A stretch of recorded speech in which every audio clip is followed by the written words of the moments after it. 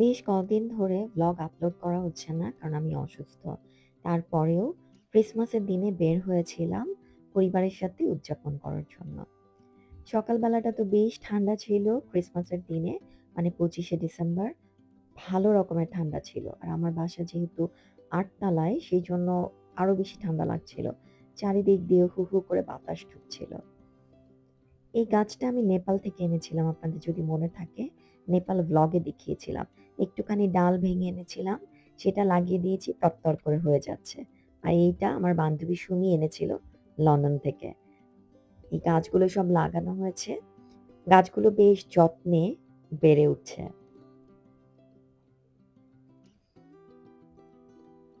আমার এমন একটা অবস্থা, মাথা ডানে, বাঁয়ে, সামনে, পিছে কোনো দিকেই করতে পারি না। করলেই মাথা ভয়ংকরভাবে ঘোরে। আমার ভার্টিগো আছে। সো যেকোনো জায়গায় আমি আসলে উল্টে পড়ে যাই। এবার উল্টে পড়ে যেয়ে আমার নাকটা থেতলে গেছে এবং অনেক ব্লিডিং হয়েছে। তারপর থেকে আমি একটু অসুস্থ। এটা হচ্ছে আমাদের দুপুরের খাবার। দুপুরের খাবারের সময় আম মানে রেডি হচ্ছে একটা, একটা করে খাবার। তো করল্লা ভাজি করে নিলাম। একটু ঘিয়ের মধ্যে চিংড়ি মাছ হলুদ, মরিচ, লবণ দিয়ে ভেজে নিলাম। এরপরে এতে দিয়ে দিচ্ছি হচ্ছে পেঁয়াজ মরিচ। সেটা কিছুটা ভেজে একটু ঘি দিলাম আবারও। তারপর আ করলা আর আলুটা দিয়ে দিব। করলা ভাজি খেতে ভালোই লাগে চিংড়ি মাছ দিয়ে। তো এভাবে করে আমি বাসায় প্রায় রান্না করি। এবং এর মধ্যে আমার ঘরের খালা আবার নেই, শুধু রান্নার খালা আছে। সে প্রায় ১ সপ্তাহ হয়ে গেছে চলে গেছে দেশে, এবং আরো ১৫ দিন থাকবে। খুবই যন্ত্রণায় আছি এইজন্য। আন্দাজ মতো লবণ দিয়ে দিলাম। দিয়ে করল্লা, চিংড়ি মাছ সব একসাথে ভেজে নিচ্ছি। যেটা বলছিলাম, এত অসুস্থ আমি যে মাথা নিচু করে কোনো কাজ করতে পারি না। মানে আপনি কিন্তু আসলে মাথাকে মুভ না করিয়ে কোনো কাজ করতে পারবেন না। খুবই ডিফিকাল্ট হচ্ছে, আর এত ঠান্ডাও পড়েছে। ঘরের খালার উপর আসলে একা এতগুলো কাজ দেয়া সম্ভব হচ্ছে না। তাই এইজন্য এই অবস্থাতেও আমাকে কাজ করতেই হচ্ছে। চেষ্টা করছি যেন আরেকটা আছাড় খেয়ে বিপদ না ডেকে আনি। কারো যদি ভার্টিগো থাকে আমাকে একটু কমেন্টে জানাবেন যে আপনারা আসলে কি ট্রিটমেন্ট নিচ্ছেন এবং কোন ডাক্তারের কাছে যাচ্ছেন। আমি আসলে এই বছর থেকেই এই ভার্টিগোর পেশেন্ট হয়েছি। এর আগে ২ বার হসপিটালে গিয়েছি। এখন ঠিক বুঝে উঠতে পারছি না আসলে আর কি করব। যাই হোক, বন্ধুদের সাথে যোগাযোগ হ্যালো, করলাম যে ওরা যদি আসে হ্যালো। তাহলে ভালো লাগবে। মেরি ২৫ তারিখ আমাকে ধরে, ধরে ক্রিসমাস। একটু নিয়ে যেতে পারে। আমি বসতে পারি কোনো ক্যাফেতে। আরেকজন লুকায় সানজিদা গেছে চলে কেন? আসলো, আমাদের প্রিন্সেস এবং জাফরান। তা এখন আমরা কি করব? প্ল্যান কি? বাইরে যাবো, বাইরে চল। বাইরে যাবো। সিঁড়ি যাচ্ছি কোথায়? জানি না। অসুস্থ বেড়াতে। হলেও আমি ভালোমতো একটু রেডি হয়ে নিয়েছি। চশমাটা খুলতে পারছি না কারণ আমার নাকের উপরে একদম ভীষণভাবে একটা উম দাগ হয়ে গেছে, পড়ে যেয়ে ফেটে যেয়ে। তো সেইজন্যই চশমাটা নাকের ডগার কাছে রাখা। চশমাটা খুললে আসলে বুঝা যায় যে নাক নীল হয়ে দাগ হয়ে গেছে। আমরা অ্যাজ ইউজুয়ালি আমাদের আম উত্তরার মধ্যেই ক্যাফেতে চলে যাচ্ছি, আইসল্যান্ড ক্যাফে। কারণ আজকে এমনিতেই সব ক্যাফেতে ভিড় থাকবে। ক্যাফে খোঁজার মতো অবস্থা নেই যে এই ক্যাফেতে বসবো না ওই ক্যাফেতে। সেজন্য আমাদের কমন ক্যাফে, যেটা খাবার ইদানিং বেশ ভালো লাগছে, ওটাতেই চলে যাচ্ছি। সেটা হচ্ছে আইসল্যান্ড ক্যাফে, আইসল্যান্ড কফি।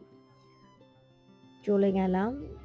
ওঠার পরে শরীরটা একটু খারাপ লাগছিল তাই আর ভিডিও করতে পারিনি। আবার মাঝপথ থেকে ভিডিও শুরু করলাম। আমরা গল্প করছি সবাই মিলে। এটাই, মানে এখানেই আরাম করে বসেছিলাম। তবে আইসল্যান্ড কফিতে ২৫শে ডিসেম্বর উপলক্ষে অসম্ভব ভিড় ছিল। কোনো বসার জায়গা পাচ্ছিলাম না। এখানে ক্রিসমাস ট্রিটা এত সুন্দর করে সাজানো যে সবাই এখানে দাঁড়িয়ে ছবি তুলছে। এবং আমার ধারণা এই ক্রিসমাস ট্রির জন্যই এই ক্যাফেতে ২৫ তারিখে এত ভিড়। মানে ছোটখাটো একটা ক্রিসমাস উদযাপন। এখানে কিউট, কিউট, সুইট, সুইট জিনিসপত্র দিয়ে সাজানো থাকে, দেখতে ভালো লাগে। আমরা মোমো নিয়েছিলাম। আমি একটা লাজানিয়া নিয়েছিলাম। রাইস প্ল্যাটারও ছিল। এরকম অনেক কিছু ছিল আসলে। এইটা আমার লাজানিয়া।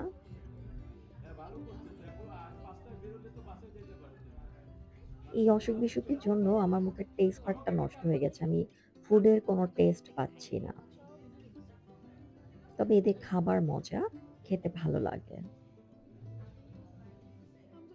একেকজন আমরা একেকটা আইটেম নিয়েছিলাম এবং শেয়ারও করছিলাম। এরপর আমাদের প্রিন্সেস এই টেডিগুলোকে পেয়ে তাদের সাথে সে একটা ভিডিও করলো। তার মা তার কয়েকটা ভিডিও করে দিল। আমি আবার পেছন থেকে ভিডিও করলাম মা আর মেয়ের।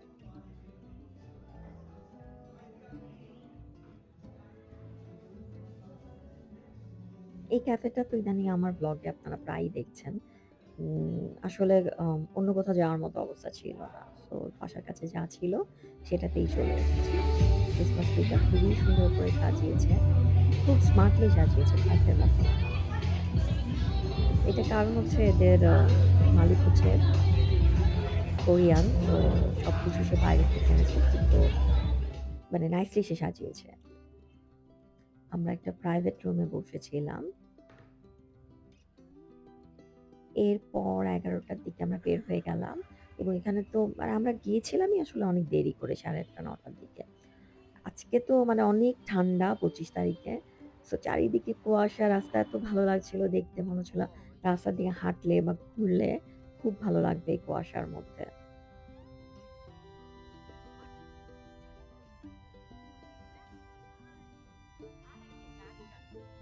আমাদের বাসার সামনে একটা বিয়েবাড়ি, বিয়ে হচ্ছে। তো নাইসলি সাজিয়েছে। সন্ধ্যাবেলায় আমার জানালা দিয়েও খুব সুন্দর লাগে এটা দেখতে। দুজন রোমান্টিক কাপল আবার একসাথে হেঁটে, হেঁটে হাত ধরে আমাদের বাসায় আসছে। এরপর আসলে আড্ডাটা আমাদের বাসায়ই হয়েছিল।